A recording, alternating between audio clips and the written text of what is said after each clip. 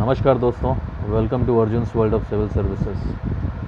Percentage का दूसरा video हम लेकर आए हैं आपके लिए, जिसमें बचे हुए रिमेनिंग कॉन्सेप्ट्स, जो भी रिमेनिंग कॉन्सेप्ट्स रह गए थे पिछले वीडियो में, उसे हम आज कवर करेंगे। But before we start up with the video, हमारी आपसे एक रिक्वेस्ट है कि अगर ये वीडियो आपको पसंद आए तो काइंडली इसे लाइक और सब्सक्राइब ज़रूर करें, ठीक है। So before we start up with the percentage, एक प्रीवियस वीडियो का एक क्विक रिवीजन हम लोग देख लेते हैं, जो हमने अपने प्रीवियस वीडियो में आपके साथ डिस्कस किया था, ठीक है। तो पिछले वीडियो में हमने आपको बताया था कि anything divided by 100 is a percentage, okay. जैसे 5% मतलब क्या हुआ, 5/100, ठीक है।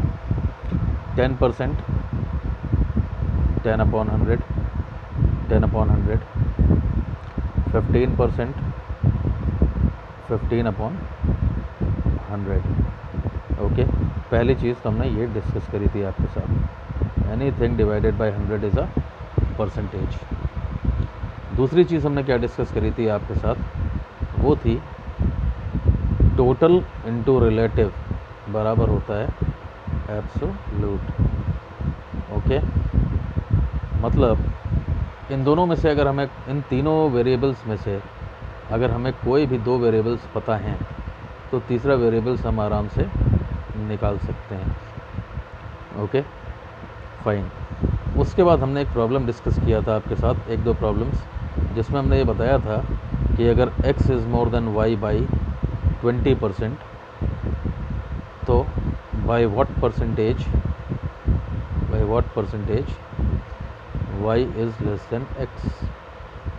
इस कंसेप्ट को रिवाइज़ करने से पहले मैं आपको बता दूं कि अगर परसेंटेज इंक्रीज़ होता है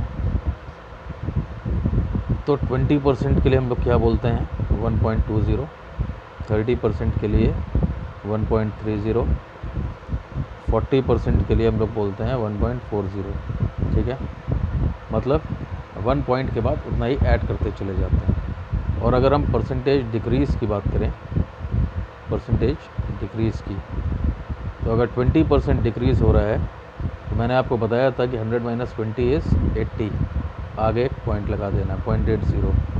30% डिक्रीज़ अगर हो रहा है, 100 - 30 इज़ 70, पॉइंट लगाया और आगे 0, ठीक है।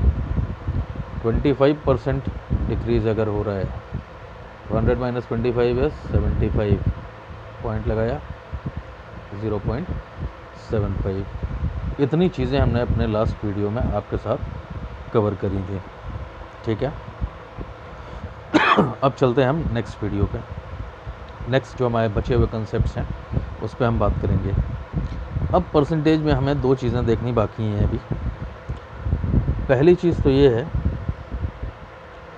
कि अगर परसेंटेज इंक्रीज़ होता है किसी, या तो परसेंटेज इंक्रीज़ हो रहा होगा या फिर परसेंटेज डिक्रीज़ हो रहा होगा, ठीक है। अगर परसेंटेज इंक्रीज़ होता है या अगर परसेंटेज इंक्रीज़ पूछा जा रहा है हमें निकालने के लिए, if we have to calculate or if we have to evaluate the percentage increase, then we need to apply the formula percentage increase is equals to difference upon smallest value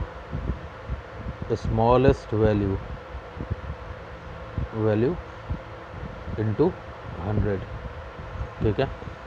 और अगर परसेंटेज डिक्रीज़ हमें calculate करना है तो we will apply the formula difference upon largest value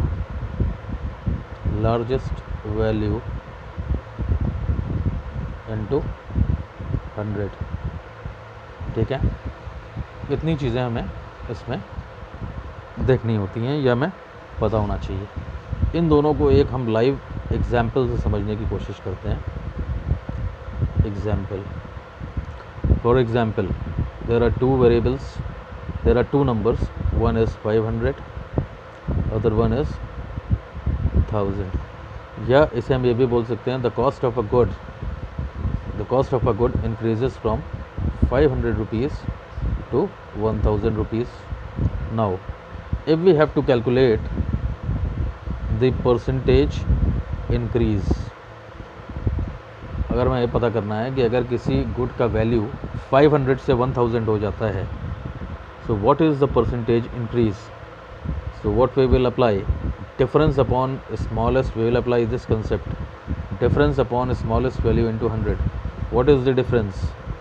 1000 minus 500 upon smallest value into 100. तो ये कितना होगा? ये तो कट जाएगा 500 500, so this will become 100%. Okay. Second चीज़, अगर इसमें हम रिवर्स बोलें, अगर cost of a good 1000 rupees से 500 रुपीज़ कर दी जाती है, तो परसेंटेज डिक्रीज़ कितना होगा? तो फिर से वही हम लगाएंगे, कौन सा फार्मूला? ये वाला, difference upon largest value into 100. Difference कितना होगा? 1000 माइनस 500. लार्जेस्ट वैल्यू कितनी है? 1000 इनटू 100. ये कितना होगा? 500 बाई 1000 इंटू 100. 500 इंटू 2, ये 50 से कट जाएगा, तो percentage decreases 50%. Fine.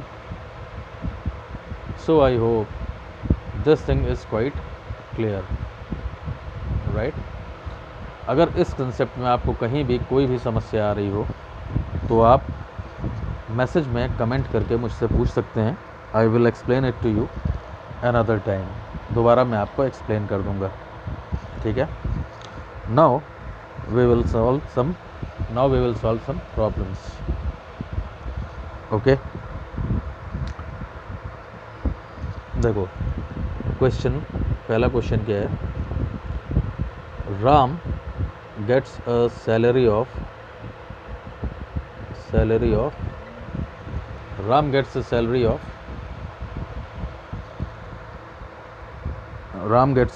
of 2000 rupees. 2000 rupees while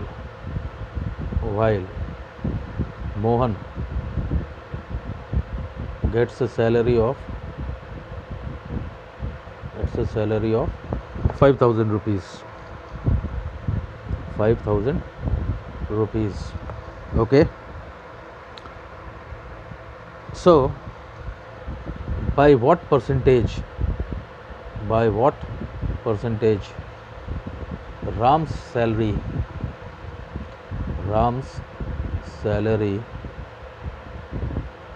is less than Mohan's?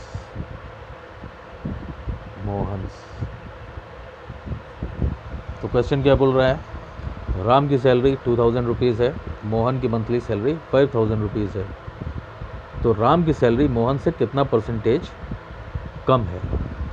Okay, that means हमको निकालना है क्या? Percentage decrease. हमको निकालना है percentage decrease.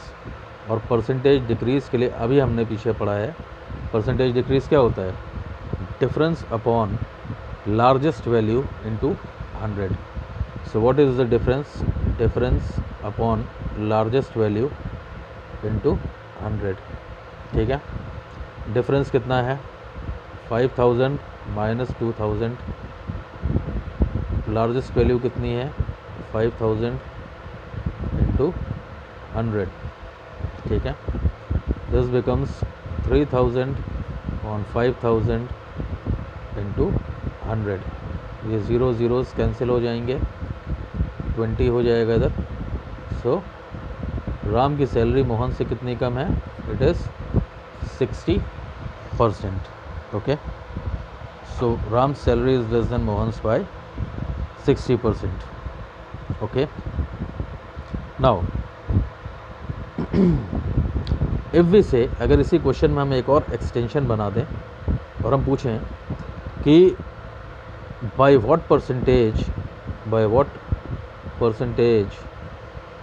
Mohan's salary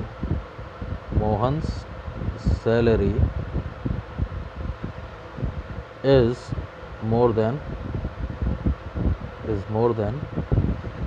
Ram's salary. Ram's salary. Okay, तो यहाँ पे हमें क्या निकालना है? What we have to calculate over here? We need to find out percentage increase. Percentage increase कितना है, कितना होता है? Difference upon smallest value into 100. Difference कितना है? 3000 रुपीज़. स्मॉलेस्ट वैल्यू कितनी है? 2000 रुपीज़ इंटू 100.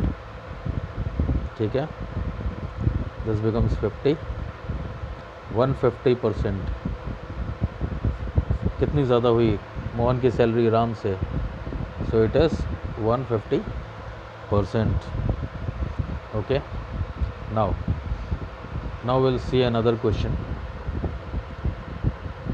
ठीक है, एक एग्ज़ाम में a student solves 12 questions while the number of questions asked in the paper are more than 12. Okay, every question has same marks. He obtained full marks in all the 12 questions he attempted and gets 60% of the marks in this way. Then what is the number of questions, total number of questions in the paper? So question क्या है? In an exam a student attempts 12 questions. A student attempts 12 questions and secures full marks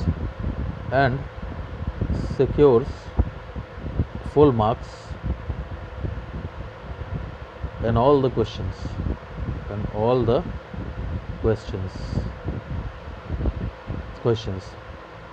In this way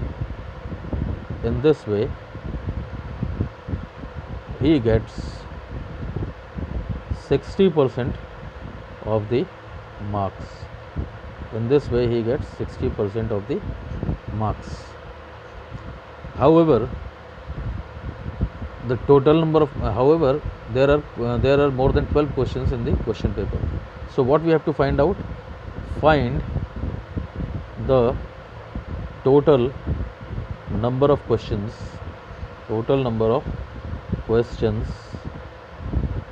in the paper. Total number of questions in the paper. That's what we have to find out. Okay, so let's have a look at the solution. Solution को देखते हैं. इसमें basically हो क्या रहा है? देखिए, ये स्टूडेंट कितने क्वेश्चन सॉल्व कर रहा है? 12 questions. And in this way he is getting how many marks? 60% of the marks he is getting. Okay, तो हमने जो फर्स्ट वीडियो में देखा था, या अभी भी कुछ देर पहले मैंने आपको बताया कि total into relative is equals to absolute. यही होता है ना. अब देखिए, स्टूडेंट ने कितने क्वेश्चंस अटैम्प्ट किए? 12 क्वेश्चंस, राइट. और वो 12 क्वेश्चंस बराबर है किसके? इक्विवेलेंट कितना है उसका? 60% मार्क्स का, right. So this value is what? This is absolute, this is relative. तो what we have to calculate? Total हमें निकालना है, राइट. तो हम यहाँ पे लगाएंगे total into relative is equals to absolute, right. Total हमें निकालना है. रिलेटिव है 60/100, 60%. एब्सोल्यूट कितना है? 12. ठीक है, 6 2 से 12. So total number of questions in the paper are 20. ये क्वेश्चन जो है, जो अभी हमने सॉल्व किया, ये UPPCS में पूछा जा चुका है. ठीक है, this question has been asked in UPPCS and it has been asked in UPSC as well.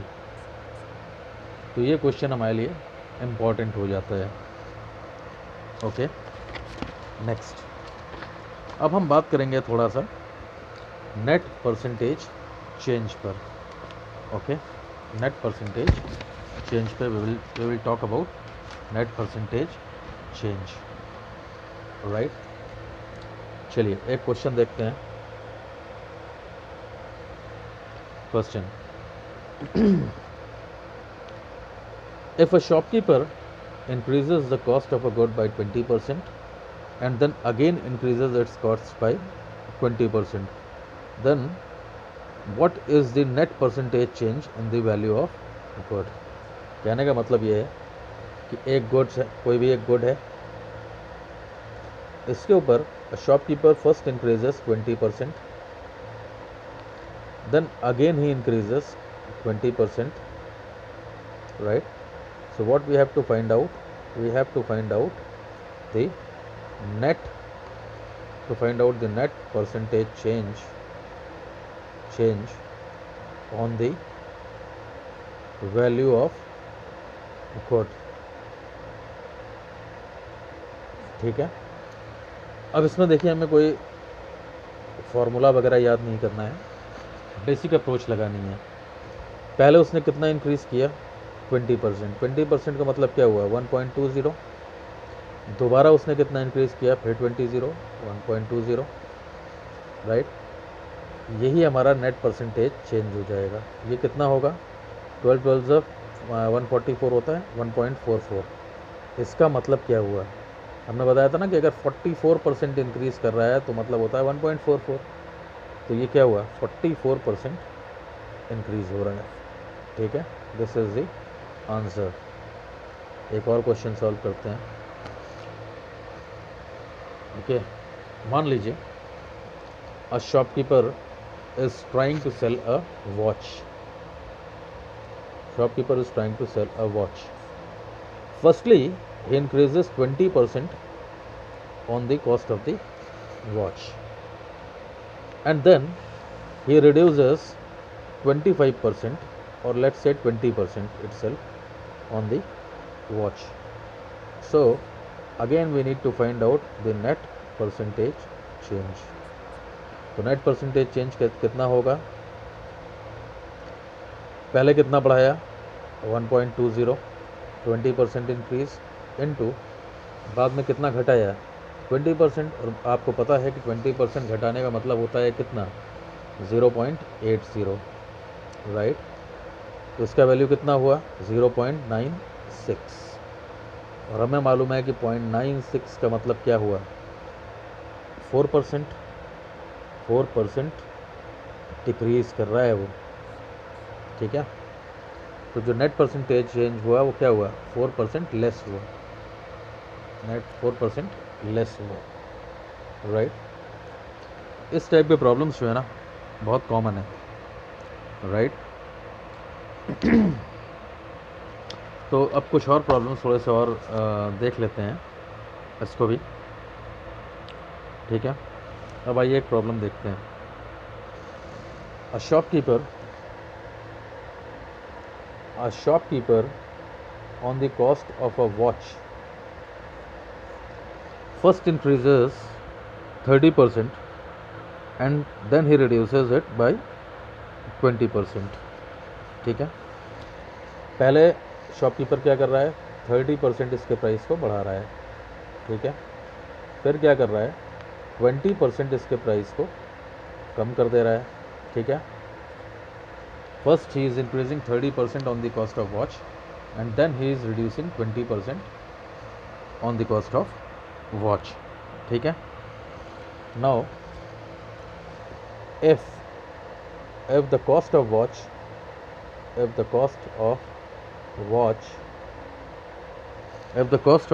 is 200 rupees, the cost of watch is 200 rupees, then what will be the selling price of the watch? What will be the selling price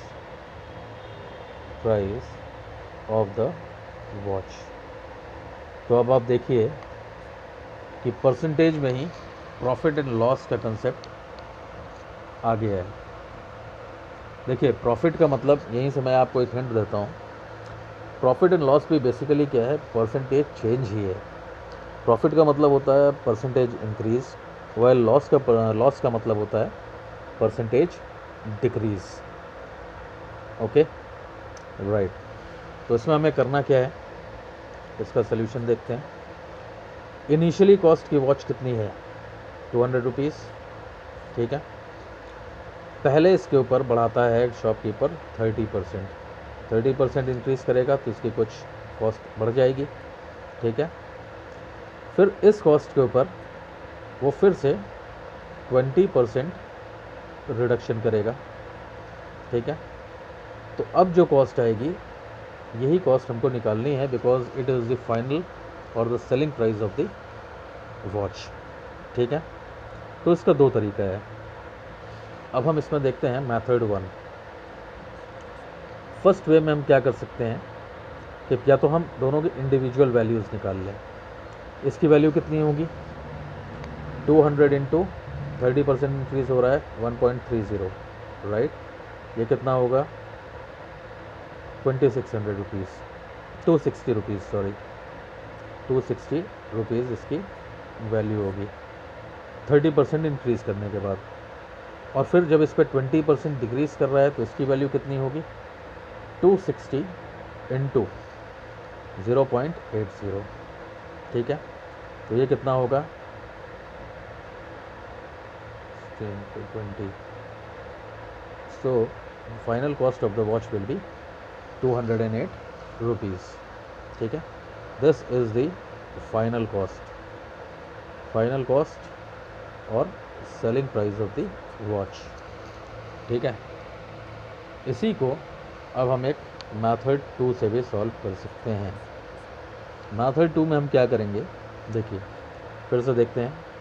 cost of the watch कितनी है, 200 rupees. पहले increase हो रहा है 30%,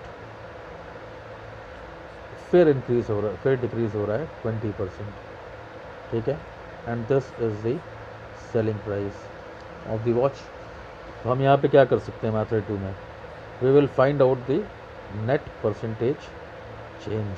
net percentage change कितना हो रहा है, 1.30, 30% इंक्रीज़ इनटू 20% डिक्रीज़ का मतलब क्या हुआ, 0.80, कितना हुआ,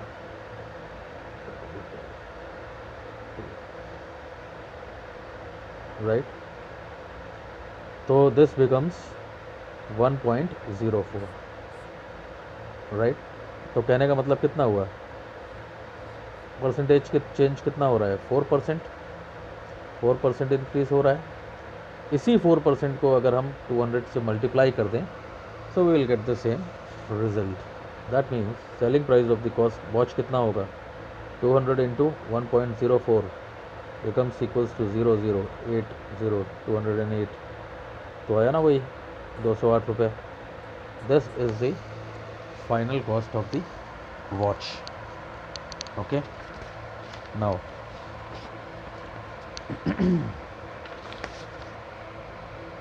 एक प्रॉब्लम और देख सकते हैं जिसमें कि अब हम फाइनल कॉस्ट आपको दे देंगे और इनिशियल कॉस्ट आपसे पूछेंगे, ठीक है। Let's do it.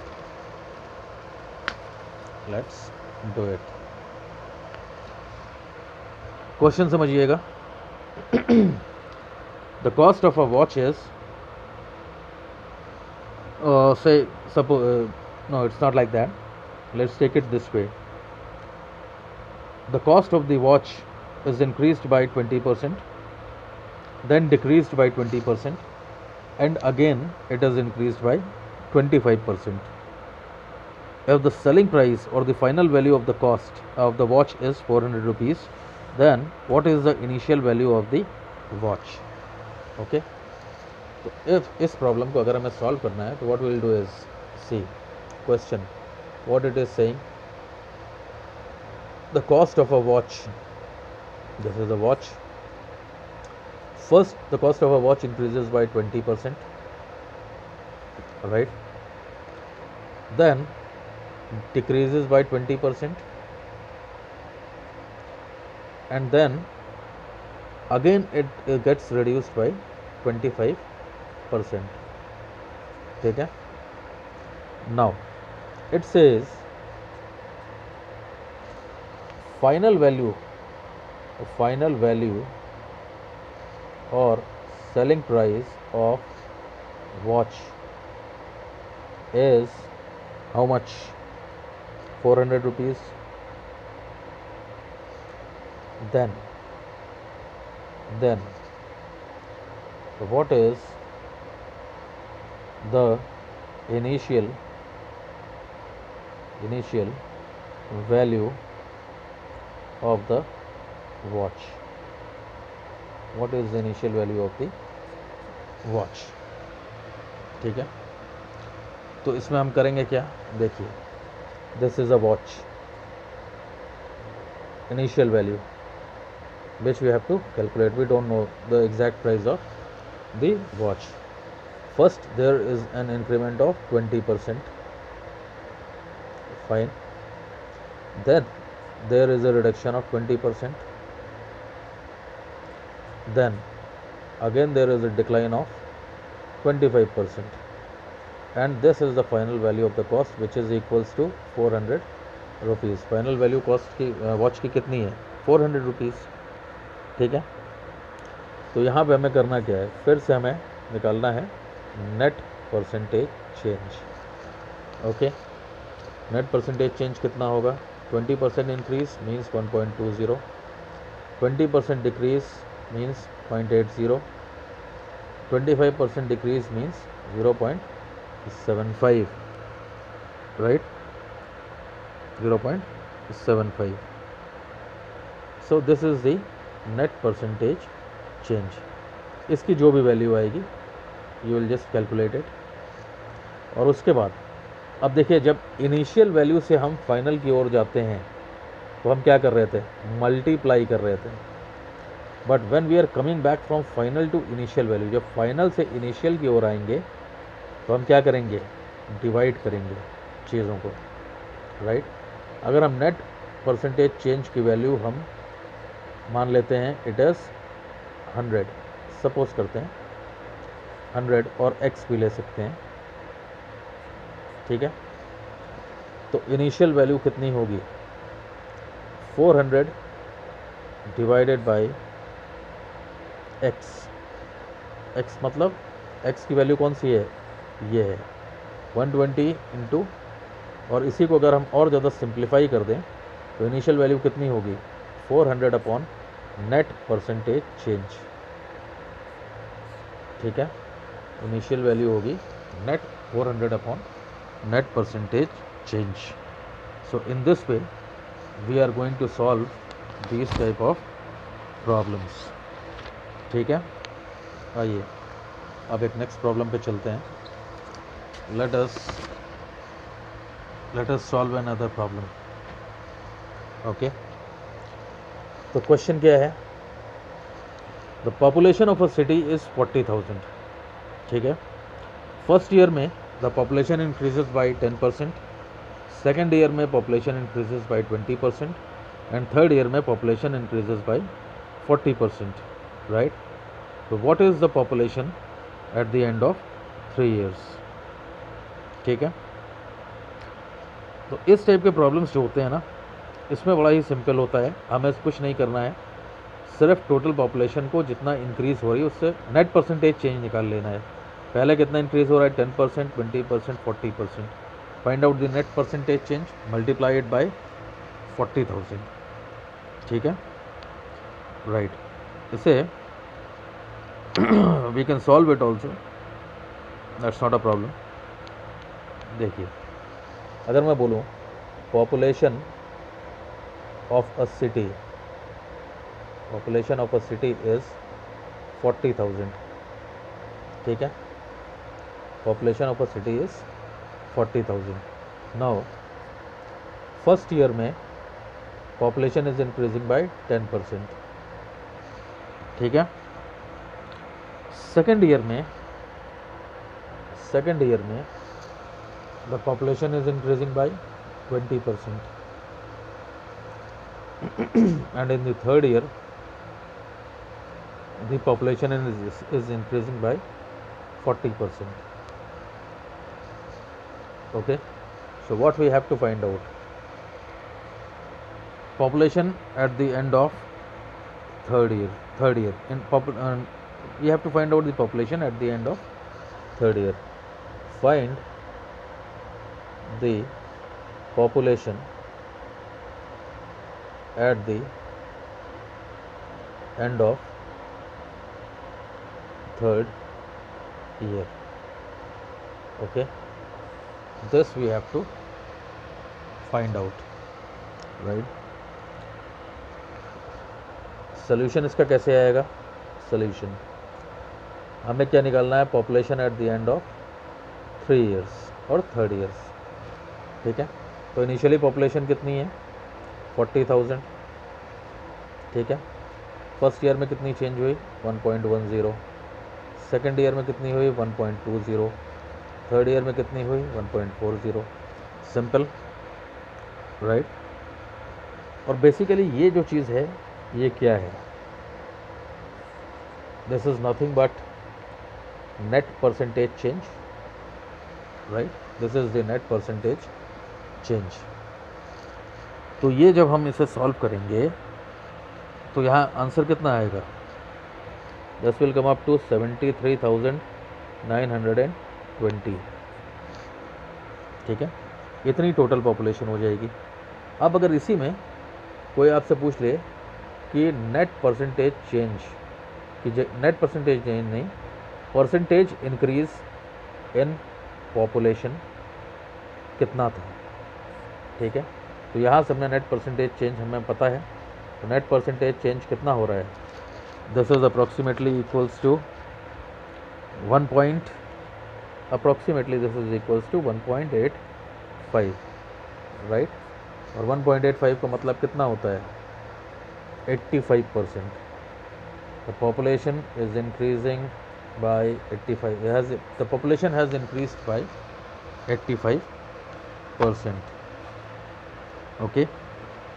So some problems are of this type also. ठीक है। अब आते हैं एक और प्रॉब्लम हम लोग सॉल्व करेंगे जो थोड़ा सा टिपिकल तो नहीं बोल सकते हैं बट थोड़ा सा ट्रिकी हो सकता है। Okay, let's solve. What is the question now? The income of a person is 2,000 rupees and he spends 20% of his income on entertainment, 10% on studies and 20% on clothing, ठीक है। तो eight the end of the month how much money is left with him? ये पहला question है जो हमें निकालना है। और दूसरा क्वेश्चन क्या है? इसी का एक और पार्ट लेते हैं जिसमें बोला जाए if a second person spends the same percentage eight the and he has 600 rupees left, so what is his salary? Okay, let's solve this question. Question क्या है? Salary of a person is how much? 2,000 rupees, ठीक है। He spends 20% on entertainment, 10% on studies, and he spends 20% on clothing, ठीक है। सो हमें क्या निकालना है यहाँ पे? How much of his salary is left with him,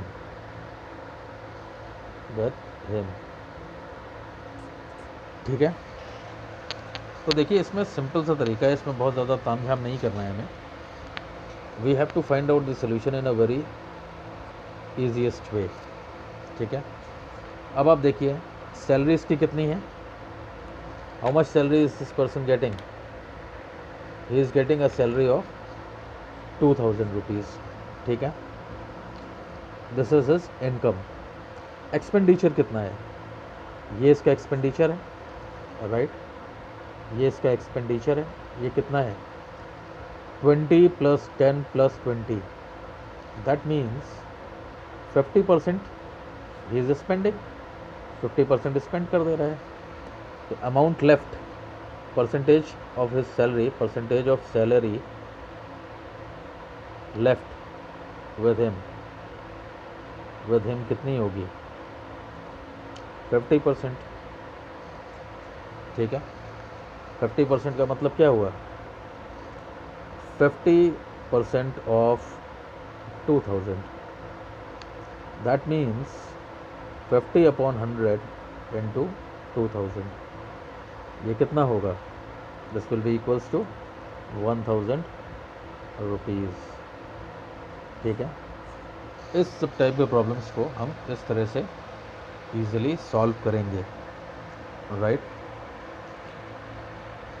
अब इसी में एक क्वेश्चन अब हम और देख लेते हैं, because this type of problems are quite common and different exams keep on asking this type of problem, right. एक नेक्स्ट क्वेश्चन हम देखते हैं। इसमें बोला जा रहा है कि salary of a person is, let's take it this way, if the person is getting a salary of 2000 rupees, he is getting a salary of 2000 rupees, he spends 20%, he spends 20% on clothing, 20% on clothing, 10%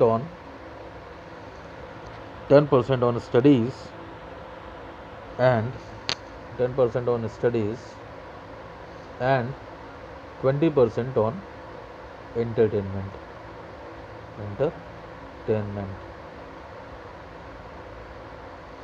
Okay, so the salary of a person is 2000 rupees. He spends 20% on clothing, 10% on studies, and 20% on entertainment.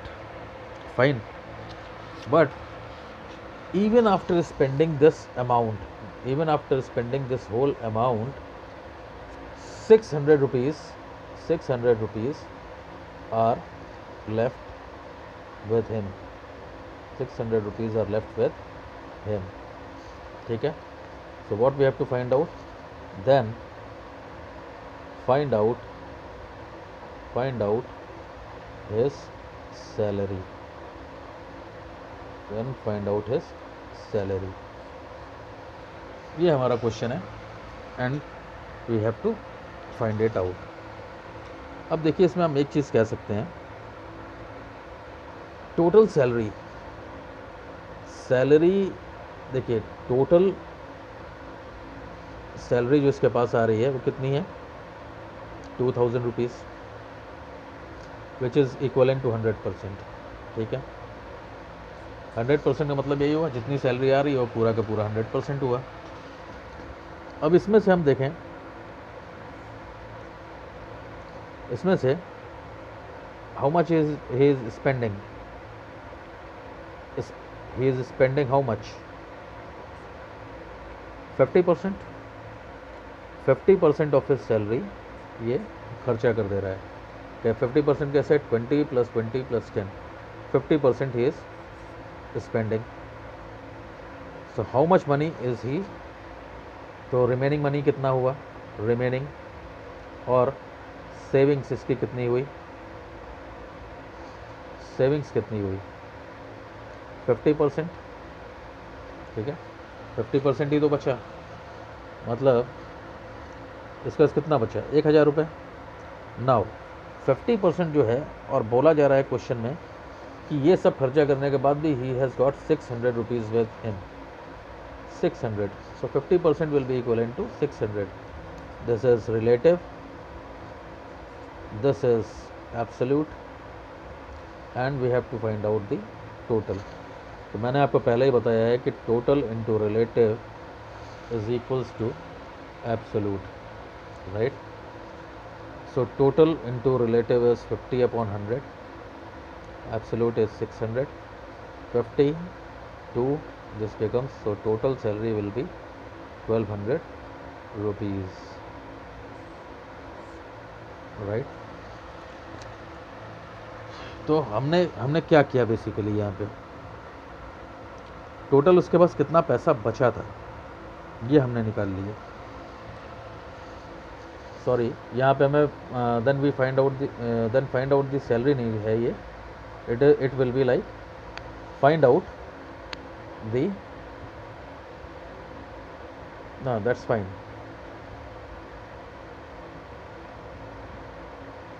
it is fine, no issues। तो इस question को एक बार फिर से हम देखते हैं कि ये बेसिकली है क्या, एंड यहाँ पे हम इस चीज़ को नहीं लेते हैं। See, we will omit this part. The question goes like this, a person spends 20% on his clothing, 10% on studies and 20% on entertainment. ठीक है,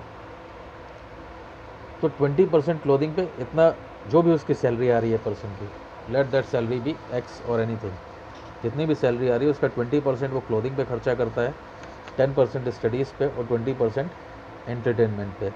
बट इतना खर्चा करने के बाद भी उसके पास 600 रुपीज़ बच जाता है। तो हमें क्या निकालना है, we have to find out his salary. ठीक है, सो टोटल अगर उसकी सैलरी एक्स है तो एक्स को हम बोल सकते हैं 100%, राइट। एक्स नहीं भी बोलेंगे तो जो भी टोटल अमाउंट आ रहा है that is 100%। So how much is he spending, 50%। Remaining कितना होगा उसके पास, दैट इज़ 50%। वो 50% कितना है, क्योंकि क्वेश्चन में बताया जा रहा है 600 रुपीज़ उसके पास बच रहे हैं, 50% is equals to 600 rupees, right. So total into relative is equals to absolute, this part. So total salary would be 1200 rupees, right? So total salary would be fine. So friends, this is what friends, these are the main concepts of percentage. इसमें बाकी problems हम लोगों को solve करना होगा। वैसे मैंने हर type के सैम्पल प्रॉब्लम्स आपको सॉल्व करवा दिए हैं, but in spite of that अगर आप और प्रॉब्लम सॉल्व करना चाहते हैं तो मैसेज में कमेंट करके बताइएगा। तो मैं यूपी पीसीएस के, यूपीएससी के और एसएससी के, एसएससी, सीजीएल या बैंकिंग, ये सब जितने भी कॉम्पिटिटिव एग्जामिनेशंस हैं उनके प्रीवियस ईयर के जो क्वेश्चन पेपर्स हैं वो मैं आपको सॉल्व करवा दूँगा। फाइन। तो लास्ट में मैं फिर से आपसे एक बार बोलना चाहता हूँ कि अगर हमारा वीडियो आपको पसंद आया हो तो काइंडली इसे लाइक, शेयर एंड सब्सक्राइब ज़रूर करें। Thanks a lot for watching. Have a nice time. Thank you.